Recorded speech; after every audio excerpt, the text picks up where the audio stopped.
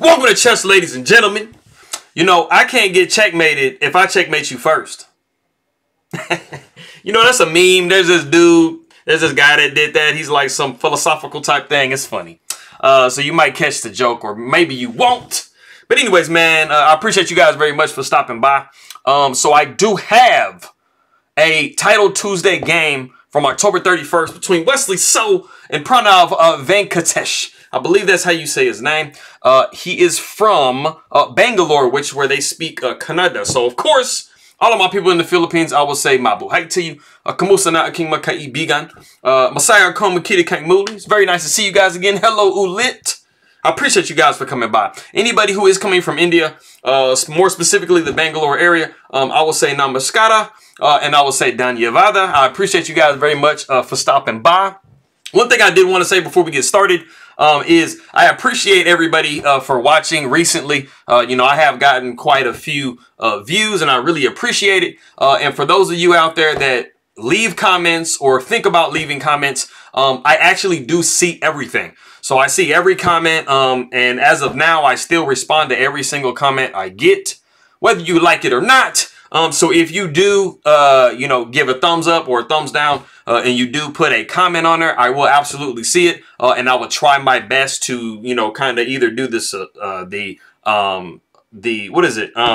the suggestion, or if you guys complain about anything or kind of give your 2 cents, I try my absolute best with that to try to tweak it. And so, speaking of one of the things, I had a comment yesterday that was saying the board was a little bit too small. Now, I have a little bit of a thing.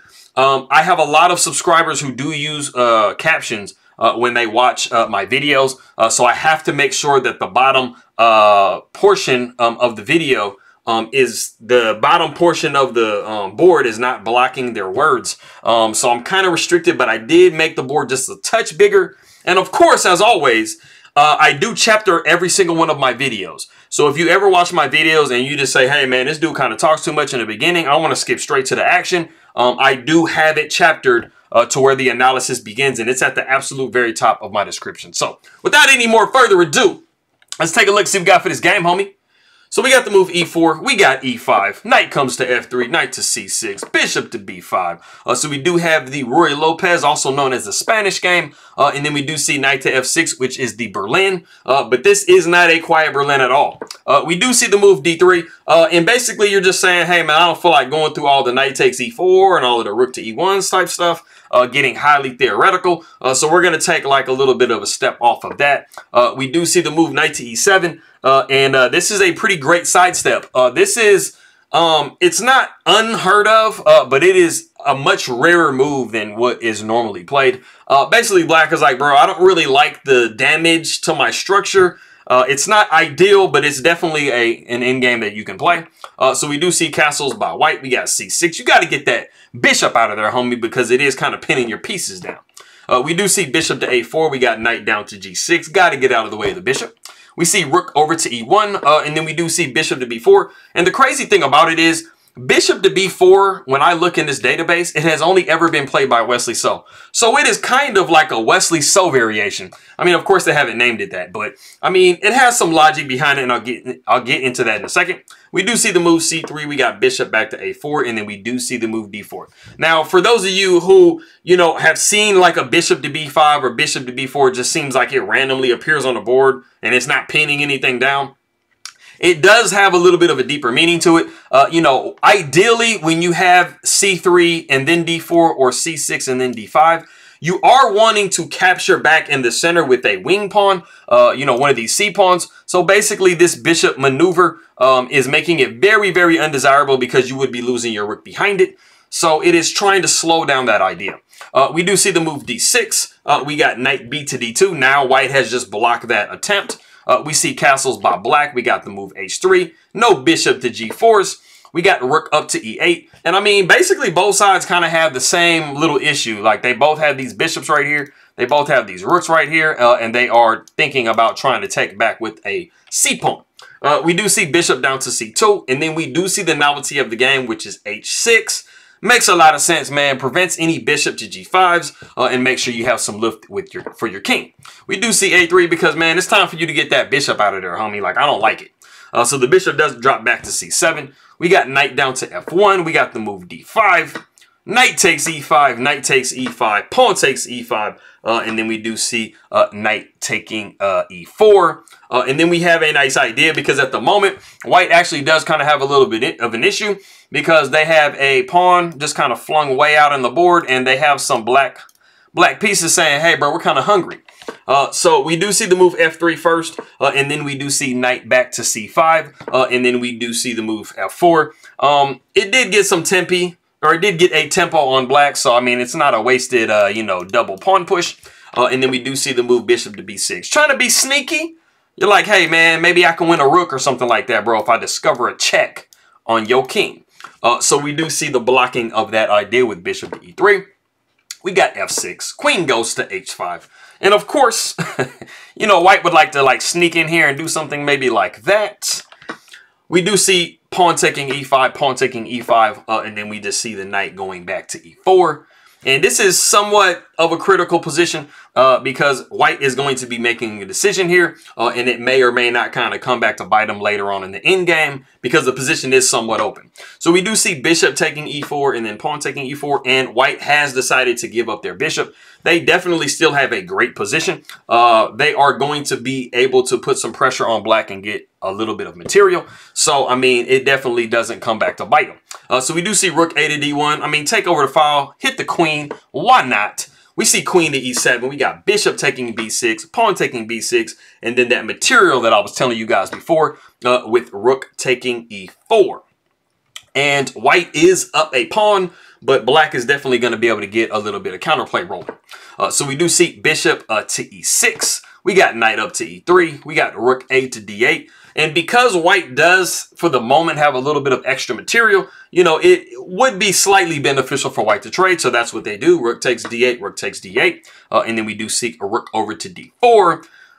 Asking for another trade, like I said, you know, white does, for the moment, have some extra material. So why not try to trade?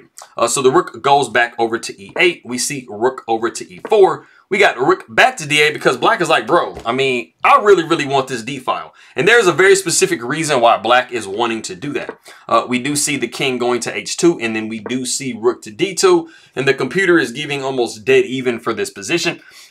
Basically because this rook is actually pretty strong. You know, it's always going to be targeting some of these pawns on this 7th rank. And it is also doing, you know, kind of eyeballing this king just a little bit. So we do see queen up to g6. Very sneaky move. Rook takes b2, so now black has definitely established a piece of material equality. And we do have the move rook to a4. And this is actually somewhat of a critical position that we've gotten into. It is dead even, like I said, but it is a very critical position. So I have 2 guess the moves in this video. This is the first guess the move. If you want to stop the video and guess there is an only move that black can play in this position, if you want to pause the video and try to guess that move, go ahead and do so.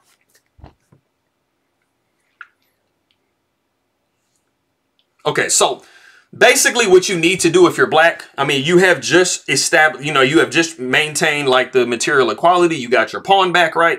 But what you immediately have to do is you have to switch into defense mode. So, you know, you can't always get so caught up in, you know, getting material and being attacking and just completely forget to defend yourself if you have real threats in the position. And that is what Wesley So has to do in this position here. He actually does not make this move, but if you found the move rook to f2, then I mean, I gotta give it to you, homie, because I mean, like I said, it's really hard when you're going on an attack and you feel like you're kind of really active and you have the initiative to just basically say, hey man, I'm gonna just defend. And so that is what you have to do in this position here, because white has some very, very deadly threats going on. What you have to anticipate is this move rook to a8 with check, which is going to be looming in position, and you have to go and defend it like this. If you don't defend it like this, I mean, you are basically going to be losing the game for the most part. So in this position, we did not see Wesley So do that, and you will see all the problems that happened. We saw the move bishop to c8.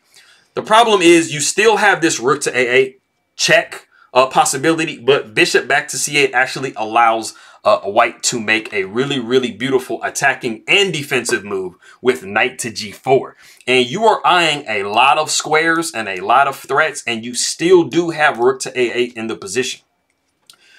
You might kind of seem like, okay, I know rook to a8 is coming. You know, I can try to defend this, you know, this bishop some kind of way, like so. But I will literally just show you right now while none of those ideas work. Okay, so if we look at all the moves that you can possibly make in a position, obviously bishop takes g4 is a move.